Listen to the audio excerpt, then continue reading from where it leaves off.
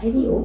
സംസ്കൃത ഭാഷാ സഹായിയുടെ ഇന്നത്തെ 7th സ്റ്റാൻഡേർഡിൻ്റെ സംസ്കൃതം ക്ലാസ്സിലേക്ക് എല്ലാവർക്കും സ്വാഗതം. നമ്മൾ തൃതീയ പാഠം മിത്രായ നമഃ എന്ന ലെസൺ പഠിച്ചു കഴിഞ്ഞു അല്ലേ? അപ്പോൾ ഇനി നമുക്ക് അതിൻ്റെ ക്വസ്റ്റ്യൻ ആൻസറൊക്കെ ഒന്ന് നോക്കണ്ടേ? അപ്പോൾ അതിൻ്റെ ക്വസ്റ്റ്യൻ ആൻസർ നമുക്ക് നോക്കാം. അപ്പം ക്വസ്റ്റ്യൻസ് ഞാൻ ബോർഡിൽ എഴുതിയിട്ടുണ്ട്. ആദ്യത്തെ ക്വസ്റ്റ്യൻ ഞാൻ വായിക്കാം. ആദ്യത്തെ നമ്പർ 1, അധോലിഖിതാനാം പ്രശ്നാനാം ഉത്തരാണി ഏകപദേന ലിഖന്തു. ലിഖന്തു എഴുതൂ, എല്ലാവരും എഴുതൂ. സർവേ ലിഖന്തു എന്നാണ്, എല്ലാവരും എഴുതൂ എന്നാണ്. ലിഖന്തു എന്താണ്? ലോട്ടല്ലേ?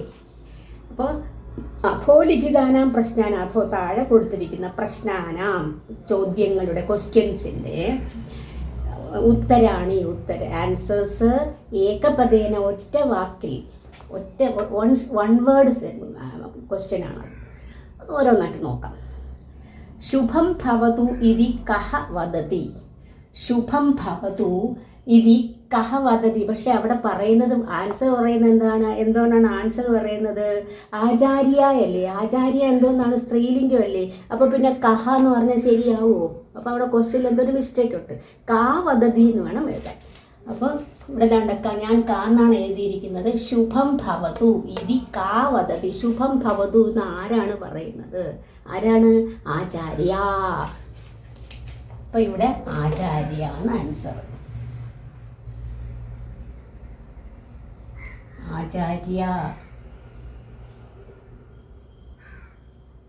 ആചാര്യ. അടുത്ത സെക്കൻഡ് ക്വസ്റ്റ്യൻ. യോഗിത ആചാര്യാം കിം ശിക്ഷയതി ഇതി വദതി.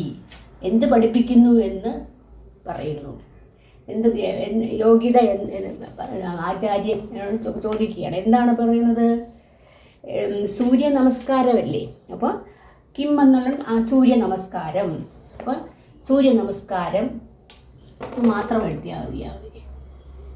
സൂര്യ നമസ്കാരം. സൂര്യ നമസ്കാരം.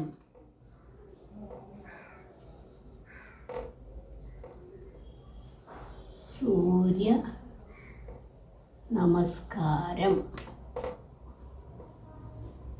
അടുത്തത് ക്വസ്റ്റ്യൻ നമ്പർ ഗായാണ്.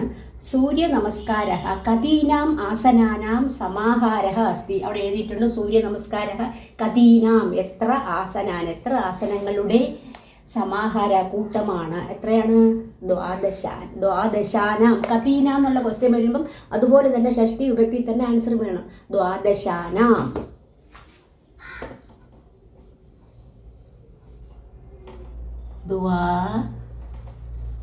ദ്വാദശാനാം.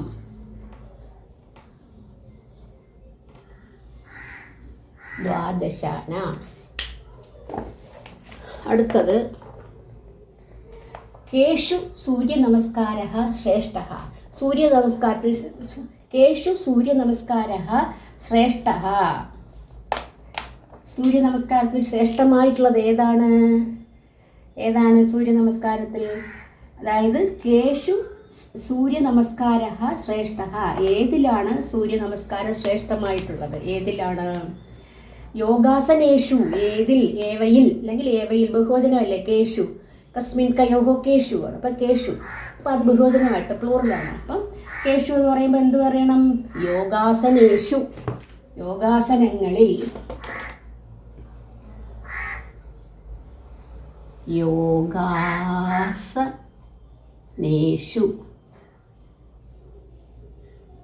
യോഗാസനേഷു.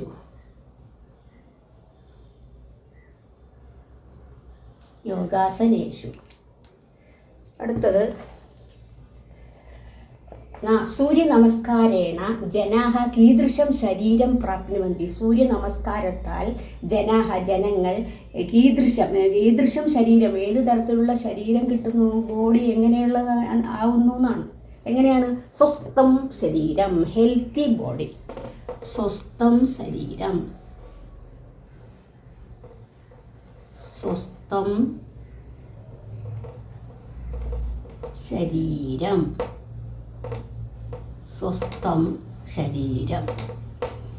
അടുത്ത ക്വസ്റ്റ്യൻ നോക്കാം. ഉത്തര ഉത്തരാണി പൂർണ്ണവാക്യേന ലിഖന്തു. ലിഖന്തു നേരത്തെ എല്ലാത്തിനും ലിഖന്തു എന്നാണ്. എന്തായി സർവേ ലിഖന്തു, എല്ലാവരും എഴുതൂ എന്ന് പറയാണ്. ലോട്ടാണ് ലിഖന്തു. അതാണ് പൂർണ്ണവാക്യേന ഉത്തരം.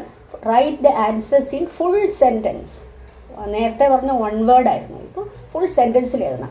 ഒന്നാമത്തത് സർവേ ഛാത്രാഹ ആചാര്യാം കിം പൃച്ഛന്തി. എല്ലാ കുട്ടികളും ആചാര്യനോട് കിം എന്തിനെ കുറിച്ചാണ് ചോദിക്കുന്നത്? എന്തിനെ കുറിച്ചാണ്? സർവേ ഛാത്രാഹ ആചാര്യാം യോഗാസനാനാം വിഷയേ പൃച്ഛന്തി. യോഗാസനാനാം വിഷയം, അതിനെക്കുറിച്ചുള്ള വിഷയത്തെക്കുറിച്ചാണ് ചോദിക്കുന്നത്. അടുത്തത് സൂര്യ നമസ്കാര ഇത്യനേന കഹ ആശയ. സൂര്യ നമസ്കാരം എന്നുള്ളതിന് കഹ ആശയം, എന്താ അതിൻ്റെ ആശയം?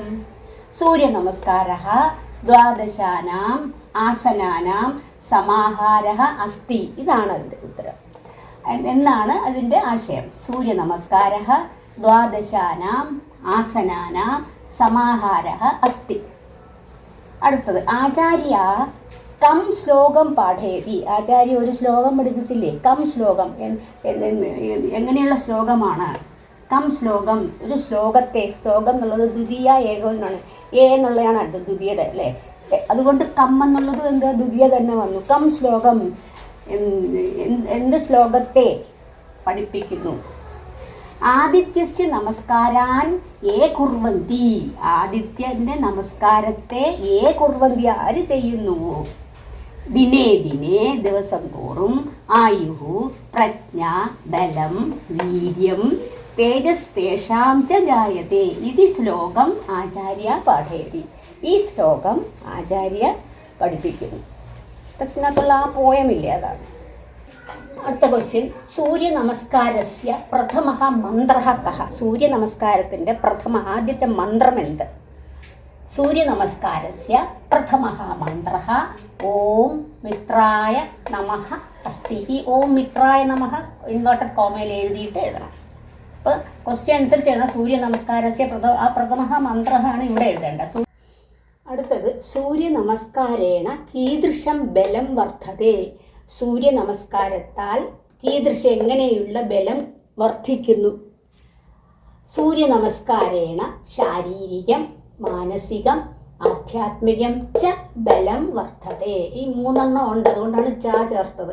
സൂര്യ നമസ്കാരേണ ശാരീരികം മാനസികം ആധ്യാത്മികം ച ബലം വർദ്ധതേ.